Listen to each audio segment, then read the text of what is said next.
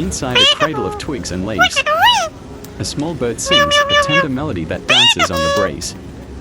For 30 seconds, its voice weaves through the hush of dawn, each note a whisper of life and longing. Tucked safely in its nest, the bird lifts its head with each chirp, eyes bright with purpose. The rhythm flows like a lullaby to the waking world, a song of morning hope sung from a hidden corner of the trees.